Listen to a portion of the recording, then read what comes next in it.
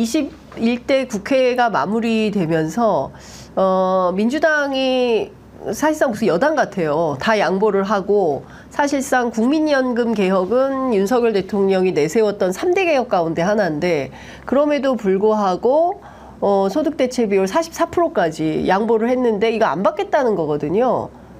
왜 이런다고 생각하십니까? 이거 어떤 맥락에서 저런다고 보세요? 글쎄요. 이게 사실 전사가 좀 있는데요. 전사? 예. 처음에 이게 이제 연금, 노동, 교육 3대 개혁 얘기를 하면서 굉장히 적극적이고 빨리 뭔가를 할 것처럼 했었죠. 네. 근데 이 국면이 오기 그 전에 소위 요새 얘기하는 모수개혁, 네, 수치를 조정하는 예. 것과 구조개혁, 네. 여러 가지 이제 어떤 연금과의 관계를 예. 조정하는 것 이것이 있는데 우리가 통상적으로 구조개혁까지를 해야 된다고 이제 전반적으로 생각을 하는데 네. 그렇지만 구조개혁까지 맞추는 일이 굉장히 쉽지 않은 일이고 그렇죠. 그것까지 하면은 시간이 걸려서 과연 할 수 있느냐 이제 이런 얘기가 있습니다. 네. 근데 원래 야당에서는 네. 구조개혁까지를 해야 된다는 것이 사실은 입장이에요. 일반적으로 야당. 민주당의 입장은? 원래 야당. 예. 그리고 국민의힘에서는 네. 그냥 수치 조정을 하는 것으로 하자라는 것입니다. 예. 근데 이게 이 연금특위 초기에는 네.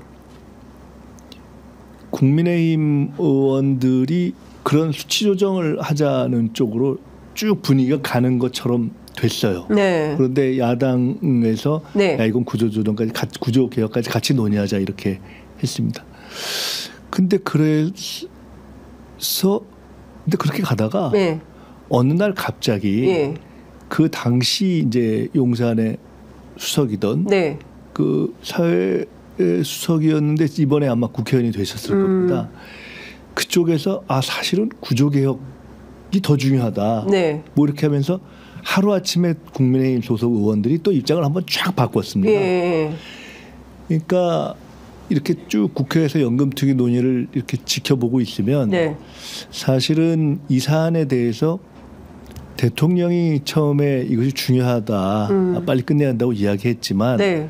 어떤 입장을 갖고 있었는지가 사실은 명확하지도 않고 네. 그것이 국민의힘 이거를 관철하려면 여당 의원들과 소통이 돼야 되는데 내용이 정리돼 있지도 않고 그것이 수시로 바뀐 겁니다. 네. 그래서 지금은 이제 마지막 단계에 와 있는데 네. 지금 이재명 대표가 연속적인 이 양보를 하면서 이거를 어쨌든 빨리 마무리하자라는 그렇죠. 쪽으로 했는데 예. 그 이전 단계에서 지금 간사를 하고 있는 이제 김성주 의원 등이 있는데 사실은 계속해서 입장을 김성주 의원이 연금 개혁에 굉장히 진심인 의원입니다. 그렇죠. 예, 그 복지부 장관도 하시고 장관은 안 했지만 안 했나? 그래서 이 문제가 다시 다음 국회로 넘어가서 논의가 되면 사실상 진도가 나가기 어렵고 너무 오래 걸린다라는 책임감 때문에 네. 이거를 어떻게든 끝내야 된다는 생각이 굉장히 강합니다. 네. 사실은 제가 좀 복잡하게 말씀드렸지만 한마디로 말씀드리면 이 사안에 대해서는 대통령이 말만 해놓고 네. 실제로는 여당 내의 입장을 통일하려는 노력도 별로 없었고 이것을 빨리 끝내려는 노력도 없어 지금까지 쭉 사실은 야당이 주도적으로 이 문제의 논의를 해서 마무리하자는 쪽을 쭉 끌고 온 겁니다. 여기까지. 그래서 거의 마지막까지 와서 이 정도 수치의 차이면은 해결해낼 수 있겠다. 지금 이거는 이 특위의 구성이 전문가 특위가 또 같이 구성돼서 전문가 양쪽에 상대적 보수와 상대적 진보의 전문가들이 같이 논의를 하는 거여서 거의 일치를 본 거거든요. 그런데 지금 마지막에 다시 또 저렇게 입장을 틀고 있는 겁니다. 그러니까 참 이해하기 어려운데요. 뭔가를 마무리하거나 정리하려는 생각 자체가 별로 없는 것 같다. 처음에 아까 말씀하셨던 것처럼 이게 우리가 하다 보면 우리가 여당인지 이게 헷갈릴 때가 많아요. 이거를 뭘 하려는 생각이니까 학생이 학교에 와서 공부하려는 생각이 별로 없는 그런 학생들하고 사실은 상대를 하고 있는 굉장히 이해가 안 가는 국면입니다. 그러니까요. 그러니까 그런데 또 보수 언론들은 오늘 뭐라고 공격을 했냐면 이재명 대표가 보수의 의제를 자꾸 건드린다. 최혜병 특검법, 그다음에 연금 개혁. 이게 무슨 보수의 의제라고? 무슨 뭐 보수의 의제, 우리가 무슨 뭐 최혜병 사건을 만든 것도 아니고 예. 연금 개혁은 저희가 먼저 요 특이 문제에 대해서 예. 3대 개혁을 하겠다고 제기한 건 아니지 않습니까? 이것은 저희가 실제로 진지한 논의를 했어요. 이거 이대로 해서 끝나면은 우리도 책임감이 있는 문제이기 때문에 네. 다소 아쉬움이 있더라도 이번 기회에서 마무리 다시 하는 것이 좋겠다는 네. 얘기를 몇 차례 해서 여기까지 예. 진도가 나온 겁니다. 근데 사실 연금 개혁은 굉장히 중요하죠. 특히 이제 뭐 굉장히 중요하죠. 예, 정년을 앞두거나 거기에 임박한 분들은 도대체 이제 노후를 뭘로 살 거냐. 그래서 실제로 논의에 들어가면 예. 지금 이렇게 현재 잠정적인 어떤 방향으로 나온 것에 대해서 네. 양측에 다 사실은 비판이 있고 진보 측에서도 예. 불만족이 큽니다. 국민들은 사실은 소득 대체율 50%까지를 선택한 뭐 거 그렇죠. 아니겠습니까? 근데 이제 그럼에도 불구하고 예. 저희들이 다양한 접근을 해봤고 또 하나 중요한 것은 이번 연금 특위 논의 과정에 공론화가 네. 있었거든요. 네. 그래서 저희도 그 과정을 봤는데 처음에 시작할 때의 의견 네. 분포와 예. 이게 토론을 거친 후에 의견 분포가 달라졌습니다. 그러니까 참여했던 분들이 상당히 생각을 바꿔서 일종의 접근을 이룬 것이어서 예. 저희도 예상했던 바와 좀 달라져서 예. 의외이기도 했는데 예. 이게 이런 공론적 토론을 하면 이렇게 되는구나 예. 라는 것이 하나가 예. 있었고요. 또 이 정도를 거쳤으면 정리를 한번 해주는 것이 맞다고 판단한 근거도 거기에 있습니다. 그러니까요. 선거법 개정도 사실은 국회의석 초반에는 늘리면 안 된다. 비례 확대에 반대한다 했는데 이것도 공론조사를 해보니까 그렇죠. 그게 아니라 비례의 대표성을 강화하는 차원에서 의석수를 확대해야 된다. 이제 이런 쪽으로 왔던 것처럼 연금도 마찬가지로 더 내고 더 받자. 그러니까 지금 뭐 사실상 보험료율 9%에서 13%로 올리고 그다음에 소득 대체율을 40%에서 사실 50%까지 올리자는 게 국민 공론조사위의 의견이었는데 뭐 정부 여당 막 갈등하다가 43대 45에서 결국 44 절충안이 나왔는데 이걸로 그냥 받겠다. 그러면 뭐 그런데 뭐 이러저러한 정치적 수사를 붙여서 부결하겠다라고 하니까 근데 김진표 의장도 나섰더라고요. 이거는 꼭 해야 된다. 근데 의장님이 좀 일찍 서둘렀으면 어땠을까라는 생각도 좀 들긴 합니다. 그것과는 상관없이 이건 예. 뭐 연금특위 자체에서 논의가 있었기 때문에 그렇긴 한데 어쨌든 사실상 거의 다 온 거죠. 온 것일 뿐만 예. 아니라 온 것을 떠나서 자기네 의견을 받겠다고 하는데 그렇죠. 안 받는다면 이거 지금 이게 정상이 아니죠. 정상이 그러니까 아니다. 어떻게든 네. 이렇게 마무리를 짓지 않으려고 하고 어떻게든 국정 그것도 일종의 주도권이라면 주도권일 텐데 네. 국정이 건전한 문제 제기라 하더라도 야당에 의해서 이렇게 진도가 나가는 것 자체에 대한 거부, 네. 우려, 뭐 공포 뭐 이런 네. 것이 있는 것이 아닌가. 일단은 예. 그냥 뭔가 국정이 정상적이지 않은 상태로 있는 것을 더 선호하지 않는가라고 생각하지 않으면 네. 이해가 안 되잖아요. 그러니까요. 그러니까 지금 이 상태는 이해가 사실 저는 네. 개인적으로는 네. 총선 때 이제 총선 민심이 결국 이제 심판을 한 건데 우리가 흔히 레임덕 이런 얘기를 하지 네, 않습니까? 네, 레임덕에 들어간다. 레임덕이라는 건 이제 뭐 이게 정권이 넘어갈 것 같은 그런 상황에 대해서 여러 가지가 흔들리고 잘 안 돌아간다 뭐 이런 정도의 얘기인데 네. 레임덕이 아니라 사실상 내부적으로 무너진 거 아닌가라는 생각이 들 정도예요. 왜냐하면 예. 되는 게 없잖아요, 사실. 하는 게 없고 되는 게 없고 인사를 제대로 하는 게 없고 그다음에 중요한 정책 결정에 있어서 지금 총선 이후에 본인들이 제기하고 그거를 그냥 쭉 간 게 있습니까? 네, 네. 그러니까요. 직구도 그렇고 예. 뭐 이게 그래서 내부적으로 이미 무너졌다. 이런 것을 판단할 단위가 예. 없는 거 아닌가. 사실 저는 그런 점에서 굉장히 우려스럽게 봅니다. 예, 판다 단위가 없는 거 아니냐. 내부적으로 이미 무너졌다 대통령실이. 이제 이렇게밖에는 안 보인다라는 말씀이죠. 저는 사실 그렇게 봅니다. 예. 근데 특히 이 연금 개혁과 관련해서 이런 표현은 어떻게 보십니까? 여권의 한 관계자가 언론에 밝힌 내용인데요. 케이크를 국민의힘과 여당, 정부 여당이 케이크를 다 만들어 놨더니 막판에 민주당이 체리 하나 얹고 마치 이것은 우리가 다 한 거다라고 그렇게 주장. 보기는 어렵습니다. 제가 그 과정을 네. 제가 초기에는 연금특위의 멤버였다가 정책의장이 되면서 빠져나왔기 때문에 나와 있었지만 그 연금특위 과정을 쭉 봤는데요. 연금개혁을 해서 연금특위를 한다고 하고 실제로 상당 기간 동안 그게 열리거나 돌아가지가 않아서 처음 시작을 할 때부터 야당에서 먼저 이 문제에 대한 드라이브를 걸고 토론회를 열고 해서 그게 돌아가기 시작했던 겁니다. 그러니까 이거는 언론인들께서 조금 성실하게 이 문제를 한번 쭉 복기를 해보시면 그런 그 조금 전에 얘기했던 뭐 케이크는 자기들이 다 만들고 민주당이 전혀 말이 안 된다. 이거는 전혀 말이 안 된다. 확인할 수 있을 겁니다. 그러니까 이게 대통령실에서 중요하다고 말만 던져놓고 가령 그럼 정부 여당의 입장이 뭐냐 해서 입장을 내놓은 적도 없고 그다음에 정부 여당 쪽에 먼저 드라이버를 걸어서 이걸 속도를 낸 적도 없고 그냥 쭉 이렇게 온 겁니다. 오히려 이 과정은 연금개혁이야말로 그 특위를 야당이 어떻게든 성과를 내기 위해서 굉장히 노력을 한 케이스입니다. 이건 쭉 과정을 보시면 압니다.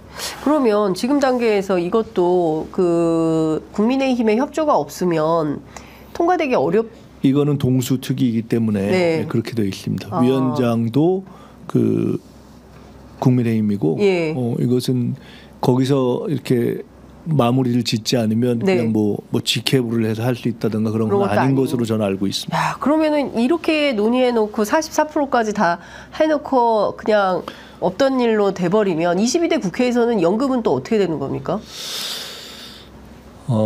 사실은 이게 뭐 거의 꽤 긴 시간을 논의해서 이 정도까지 진도가 나온 것이어서 글쎄요, 저는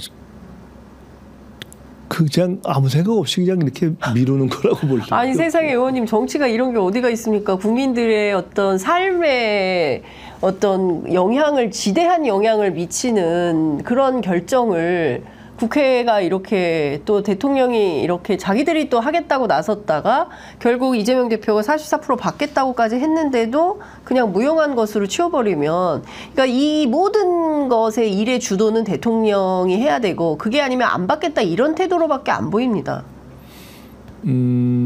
주도해야 되고 그렇지 않으면 안 받겠다가 아니라 주도를 이미 못하고 있는 거죠. 주도를 못하고 있는데 어쨌든 마무리를 해야 된다라고 하면 그것도 그냥 뭐 손 들어버리고 그러니까 지금 사실상 대통령과 대통령 주변 본인 가족의 신변을 보존하는 것 외에는 집중력을 행사하기가 어려운 상태 아니냐 저는. 신변 보장 이외에는 집중력을 발휘하기가 어렵다. 그렇지 않으면 뭐 이해하기가 어렵잖아요. 그런데 또 오늘 보도 보니까요. 검찰에서 이제 김건희 여사 공개 소환 조사할 거냐 말 거냐 굉장히 중요한 포인트였는데 24일 지난주 금요일인가요? 금요일이죠. 검찰 인사위원회가 나서 부장 검사들 교체할 가능성이 있었는데 실제로 교체는 하지 않고 수사팀은 그냥 그대로 두기로 했다라는 보도가 나왔어요. 김건희 여사 소환 조사를 할까요? 그런 것 때문에 또 염려돼서 이렇게 헤매는 걸까요? 어떻게 봐? 설명이 너무 많이 필요해가지고 계속 주석을 달면서 이 정치를 봐야 되니까 이게 정말 기자들도 취재하기가 어렵습니다, 의원님. 그러게요.